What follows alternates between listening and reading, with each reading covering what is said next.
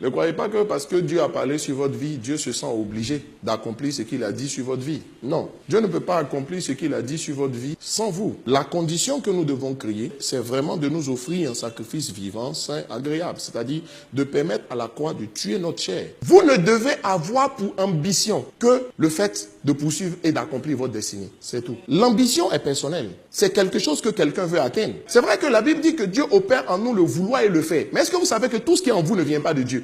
Pourquoi est-ce que la volonté de Dieu peut rentrer en conflit avec votre volonté? C'est parce qu'il peut arriver que vous aspirez à des choses auxquelles Dieu n'aspire pas pour vous. C'est évident. La destinée qui brûle en vous, c'est Dieu qui vous l'a mis sous la forme de certains rêves. Mais vous remarquez que ce n'est pas tous les rêves que vous avez auxquels vous tenez toute votre vie. Les rêves qui sont de Dieu, le temps, les épreuves de la vie, les tentatives de découragement ou de déstabilisation de Satan à travers de tierces personnes n'arrivent pas à vous emmener à renoncer à ces rêves. Ces rêves-là sont de Dieu.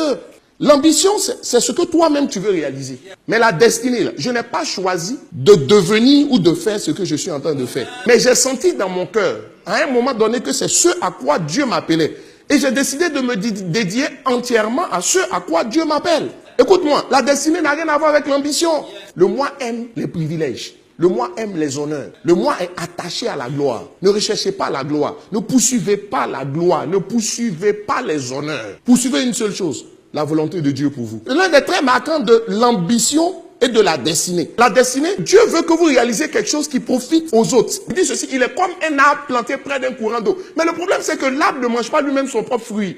Donc c'est quelque chose que votre vie produit, mais qui bénit les autres. Il y a plus de bénédictions, il y a plus de retombées lorsqu'on donne que lorsqu'on reçoit. Ça veut dire que celui qui donne, il reçoit beaucoup plus que celui qui a reçu ce qu'il a donné. C'est l'esprit de rivalité qui crée les ambitions. C'est parce qu'on est en concurrence avec les autres et qu'on ne veut pas être en marge. On n'a pas envie que quelqu'un soit plus grand et plus épanoui que nous. Dans la pratique, on se dit, il faut que chacun se cherche pour s'en sortir. Se chercher pour s'en sortir, là n'est pas le problème. Le but même, ta vie n'est pas faite pour que tu te cherches pour t'en sortir. Il y a simplement à te concentrer, à chercher la face de Dieu.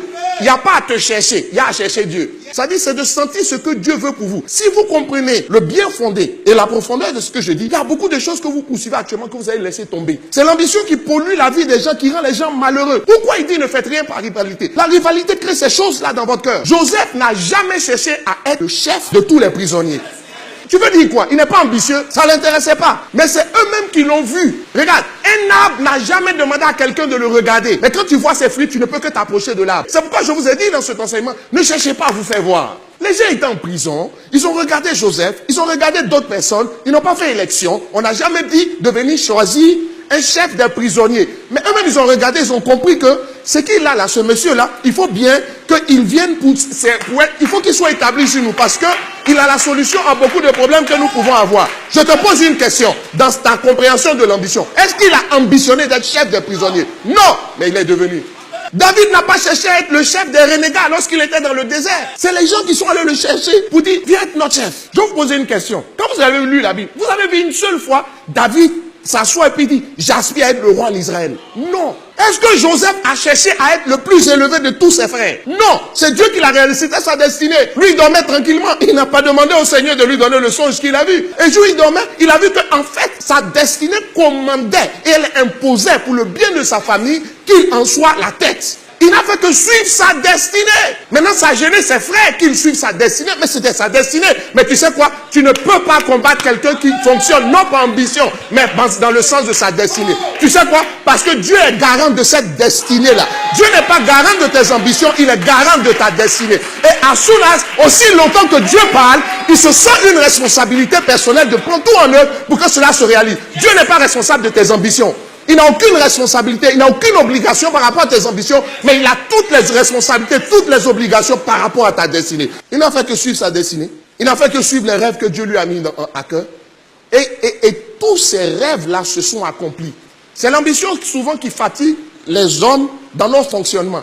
Il y a des personnes qui ne se sentent pas bien dans un groupe à moins qu'elles en soient la tête. Elles ne peuvent pas rester dans un groupe, que ce soit un département, une tribu, partout, si elles ne sont pas les chefs. Il dit que l'humilité vous fasse regarder les autres comme étant au-dessus de vous. Ça ne doit pas vous gêner que quelqu'un soit au-dessus de vous. Dieu ne va pas établir sur toi que des personnes qui ont plus que toi en termes de connaissances, de savoir, d'expérience. Il y a des gens qui sont moins qualifiés que toi, que Dieu va établir sur toi. Il y a des gens qui sont moins compétents que toi, que Dieu va établir sur toi. Il y a des gens qui sont moins expérimentés que toi, que Dieu va établir sur toi. Il y a des gens qui sont venus après toi, que Dieu va établir sur toi. N'en voulez pas aux gens parce qu'ils font mieux que vous.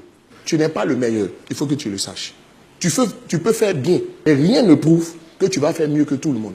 Et la Bible dit que quand quelqu'un est bon à lui, ça ne le gêne pas de se mettre à la disposition de quelqu'un pour que la personne réussisse ce que Dieu attend d'elle. C'est déjà un défaut chez vous que d'avoir des procès les uns avec les autres. Pourquoi ne souffrez-vous pas plutôt quelque injustice? Le mot quelque veut dire n'importe quel. Il dit, il faut que tu sois prêt à supporter n'importe quelle injustice. Mais lorsqu'on parle de justice ou d'injustice, ça dépend de sous quel angle on se place. Il y a la justice de Dieu et il y a la justice des hommes. La justice des hommes veut qu'on établisse celui qui est le plus compétent. La justice de Dieu veut qu'on établisse celui qui a le cœur de Dieu. La justice de Dieu ne veut pas forcément qu'on établisse celui qui est le plus juste, selon les hommes. Sinon, quelqu'un comme Pierre n'aurait pas été le chef des 12. Vous avez absolument faux lorsque vous pensez que c'est parce que vous êtes le plus intelligent que vous devez montrer que vous êtes le plus intelligent. Quand on voit ce genre d'occasion de chute dans votre cœur, il faut que ce soit vous-même qu'on écarte.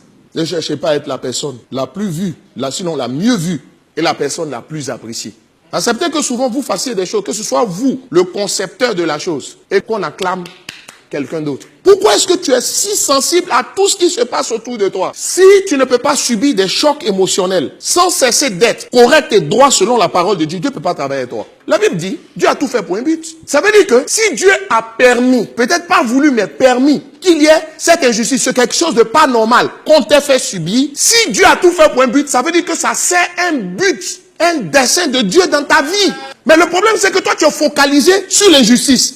Alors que Dieu, il est concentré sur le but que ça sert pour ta vie et pour ta destinée. Ça veut dire que tu as des objectifs qui sont différents de ceux de Dieu. C'est quand tu as des objectifs qui sont différents de ceux de Dieu que ce qu'on peut te faire peut te stopper. Tout Dieu concourt bien de ceux qui aiment Dieu. Vous savez comment j'ai compris ce verset? Ça veut dire quoi? Si Dieu qui est si puissant, qui contrôle l'univers, qui aurait pu empêcher que la chose arrive, ne l'a pas empêché d'arriver et a laissé libre cours à la manifestation de la chose, ça veut dire que cette chose-là, demain, tu vas bénir le Seigneur pour cela. Mais tu sais quoi? Tu ne pourras pas bénir son nom pour cela parce que tu prends mal la chose. Tu regardes du mauvais côté. Toi, tu regardes à l'injustice. Dieu regarde le résultat que ça va produire en toi. Qu'est-ce que tu veux? Il y a des choses que tu vas faire sur lesquelles Dieu permettra qu'on s'arrête, qu'on voit. Il y a d'autres aussi que Dieu permettra qu'on ne voit pas. Il faut admettre qu'un homme ne peut voir que ce que Dieu lui montre. Quand c'est un homme qui marche par l'esprit. Jésus était Dieu, mais ce n'est pas mystifié en Dieu. Il s'est présenté en homme. Arrêtez de vous mystifier. Quand on dit que Jésus, il n'a pas regardé comme une proie arrachée d'être l'égal de Dieu, mais s'est mis dans la condition de l'homme, ça veut dire en tant que Dieu, il pouvait se mystifier en Dieu. Mais tu sais quoi? Il a compris qu'il faut pouvoir composer avec tout le monde si on veut servir Dieu. Ayez de la considération pour tout le monde. Ne soyez pas arrogant. Tout en vous respectant vous-même, mettez-vous au niveau de tout le monde. De sorte à ce que tout le monde puisse composer avec vous pour l'avancement de l'œuvre de Dieu.